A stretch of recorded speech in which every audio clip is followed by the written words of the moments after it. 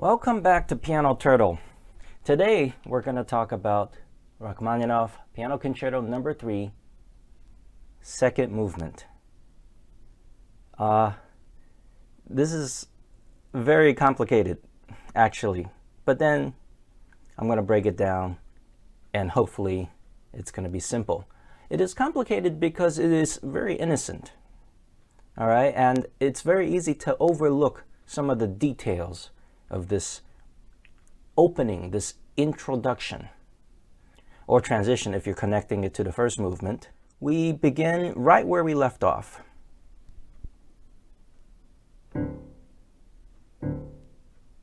Right? It ends on D and it begins on D. That is an intro within a larger intro.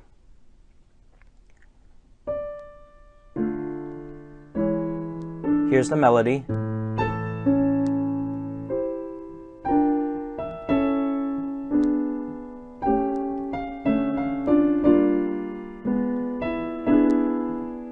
Slight variation.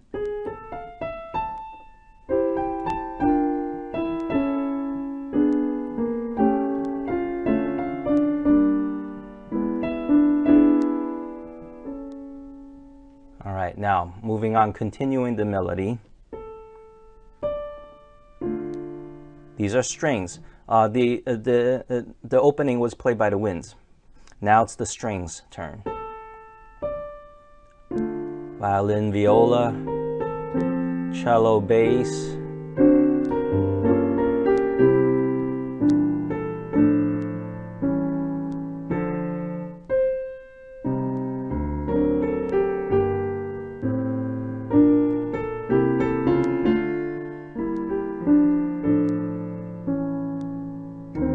Ooh, like that.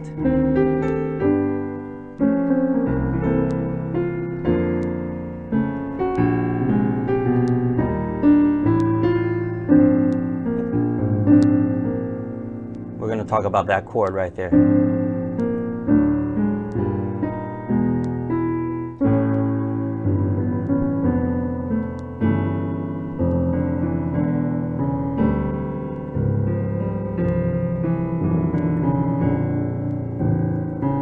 And then here, it's the tutti, the orchestra, the whole thing.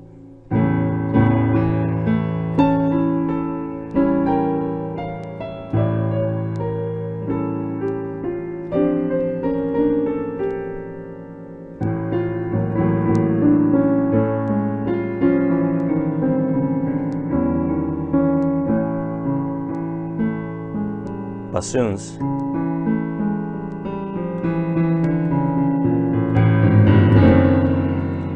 The pianist comes in.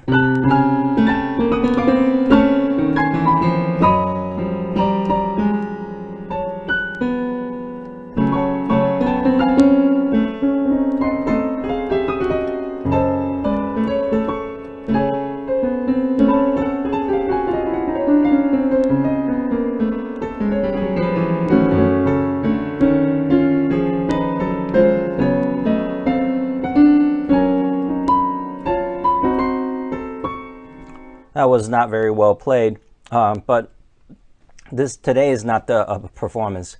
I'm just playing it now for you to describe it to you. All right. Now that sounds like very messy when the pianist comes in, but I'm going to break it down later, and you'll see that it's actually very simple. Very simple. Simple doesn't mean easy, but it is still very simple. Now let's go back. I just played the entire intro to you, both the piano entry and the orchestra entry. Little bit on theory. Okay, what is music theory but an attempt to describe or make sense of the music that you hear, right? That, to me, that's what music theory is. It is not chord names. Even, by the way, we name chords so that we can identify things, okay? It's kind of like the spelling of English. It's not really the language of English, if you know what I mean, right? Otherwise, I would, this is an intermezzo. Otherwise, I would communicate with you by spelling intermezzo. I mean, that's not the language itself, it is the theory of language. Anyway, we open on D.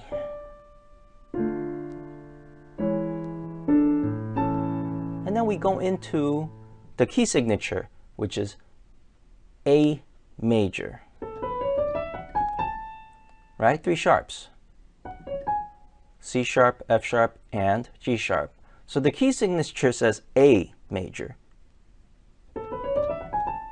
Okay, which is the dominant of D minor, right? Well, don't be deceived. This is not in the key of A. A is actually the halfway point of D. This entire intro stays in D minor, with a little bit of circle of fifths later, which simply means a quick way to go into multiple keys. To me, changing keys means traveling, okay? So, now in theory, we call home, which is the D, the tonic. And we call traveling the halfway point, which is the A. Why? Because 1, 2, 3, 4, 5, 6, 7, back to D. So, you know, there's only 7 notes before we hit D again. And somewhere in, this is exactly in the middle, but that's we call that a tritone. But the dominant, which is the 5th, we call it the dominant because whenever you hear this, right, in some music, it sounds very, well, dominant, because the resolution going back home,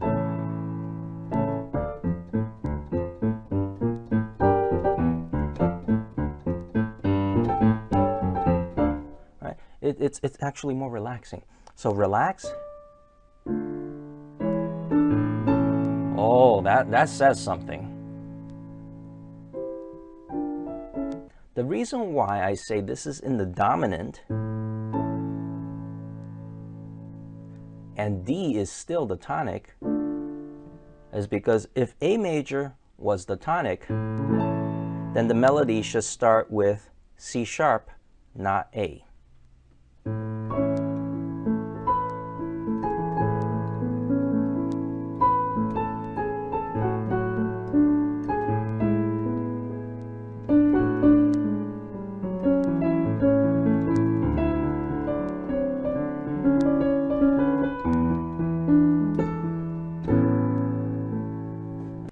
But it doesn't start with C sharp,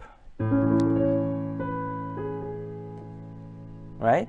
C sharp is in it, but he starts with A. That immediately sounds like a 7th chord. And 7th chords, 1, 2, 3, 4, 5, 6, 7, it needs to resolve to the tonic, which is in this case D. The entire thing. I'm going to play the melody, the entire melody. This time I'm going to show you the harmonic structure of it.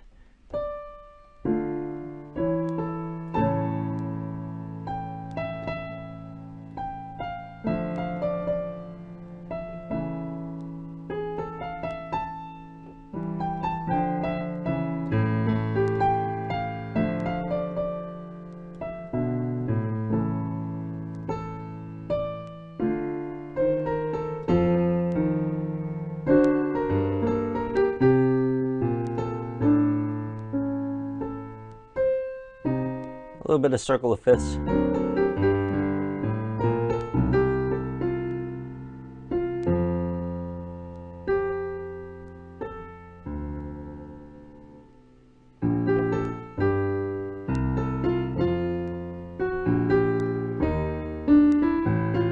Now, he got back to the dominant, right? And dominant, the 5, can go to the 6.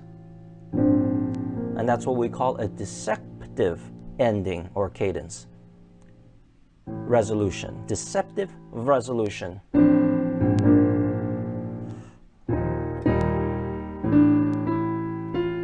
You're expecting D, right? It can go on and on, but he goes into the 6, and then back to D, and back to the dominant.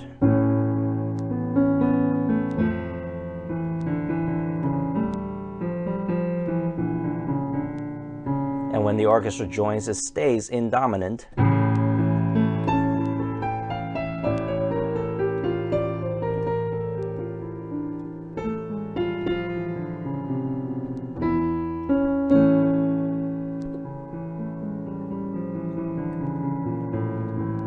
And from here, he could have easily, let's say if the hero was going on a journey, right? Because this is obviously something very foreign, something very different than the opening.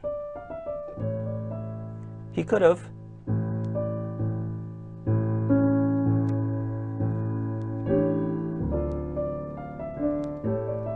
returned home right there, but nope.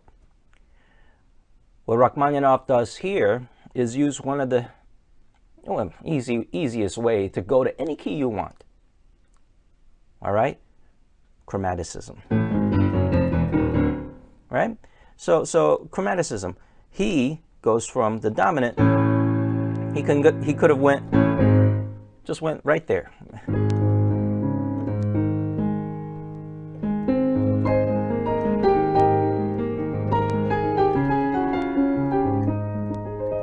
Could have went right there, but no, he goes a few more. Ends on a diminished chord.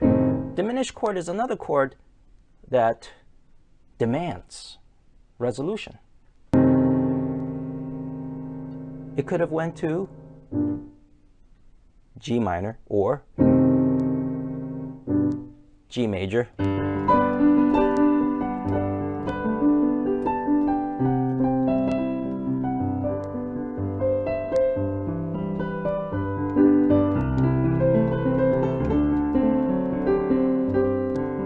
So happy, so peaceful. No. If you invert that F sharp diminished chord, right, and go to the 5th, it's in D flat. D flat, major. Not minor anymore, but major. And that's when the pianist finally plays the melody in proper major.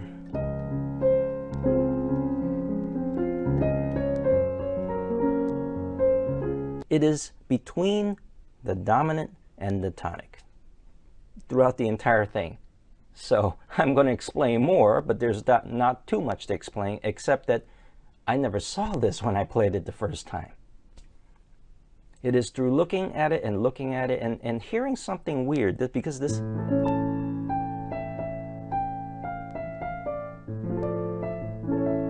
you know, it took me to the Mask of Zorro, you know.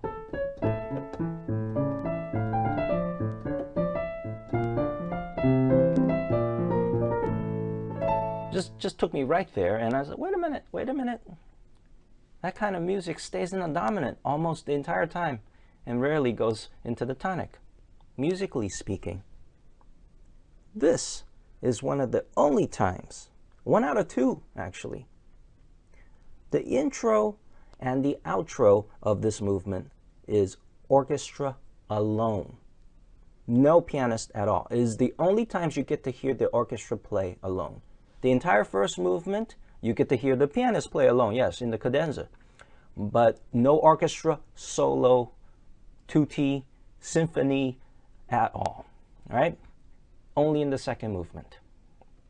In the third movement, nope, no orchestral symphonies at all. All right?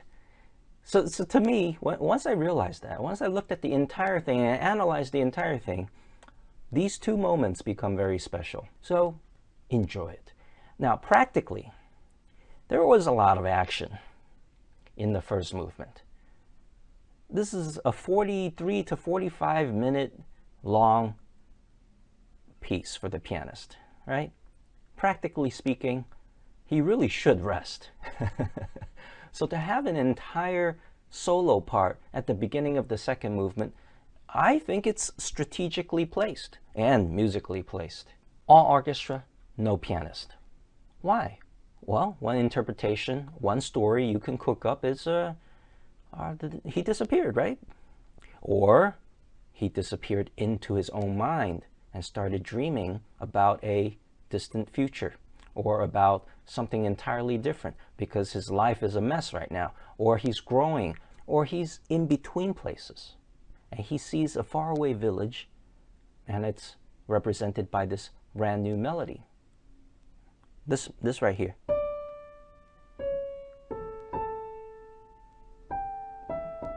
So the hero is in transition. Let's just call it that. When the hero comes back and re-enters the picture,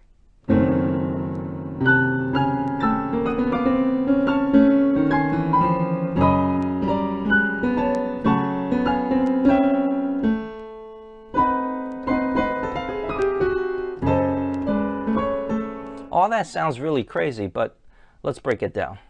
Right hand gets chromatic major sixes, and then major thirds, and then minor sixes, minor thirds, and then simply chromatic line. Okay, and then minor, it doubles up, chromatic all the way going down. So it's basically a 6 and a third chromatic line from here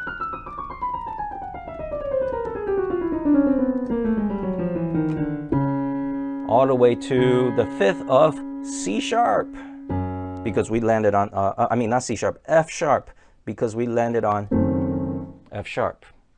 Where does F sharp lead to?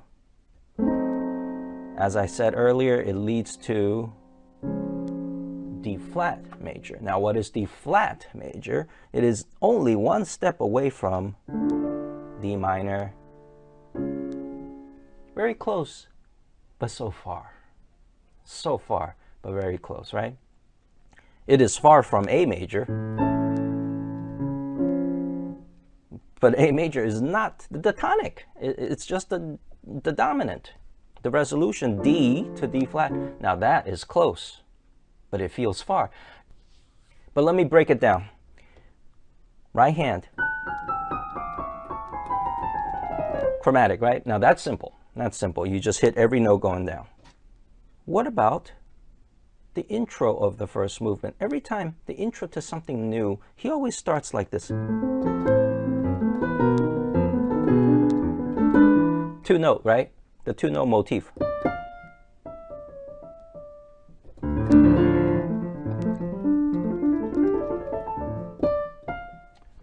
It happens here.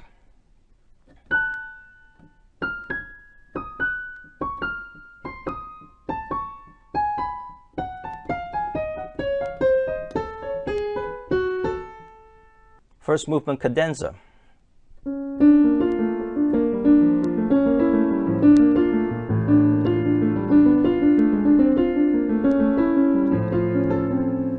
So what does he do here?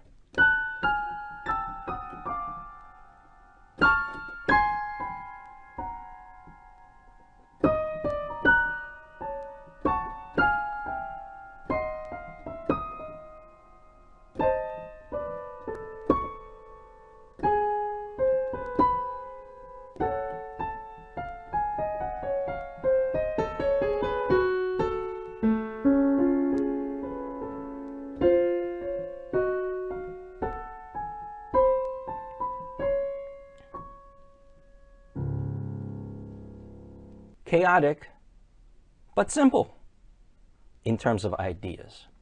Left hand, chromatic,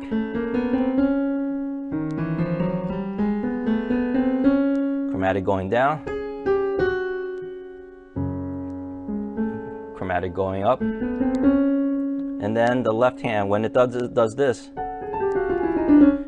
it continues that chromatic line started from the right hand, continues with the left hand, and finishes in F sharp diminished. Okay, so wow, a lot to talk about, right? So it's challenging, but especially when a lot of pianists told me that this is one of the hardest parts of the piece. So you remember what I said in the earlier episode, always give power to solutions.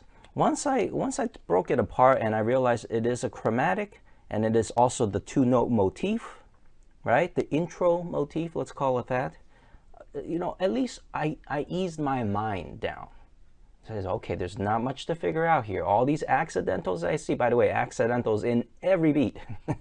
Every beat. All you see, when I show you the score later on, all you're going to see is accidentals all over the place. Right? It's scary. But, one idea. It's chromatic. Of course it's going to have accidentals. Nobody looks at a chromatic scale and say, ooh, so many keys, so many accidentals. No. So let's simplify it. Let's give power to solutions, and we will just call it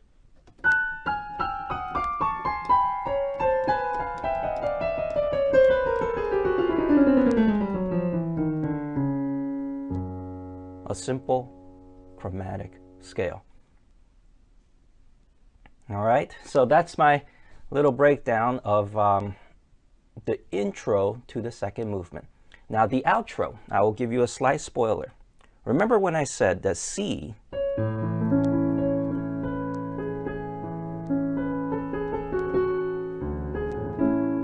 right? That's the proper way to do it in A major. Well, that's exactly what he does.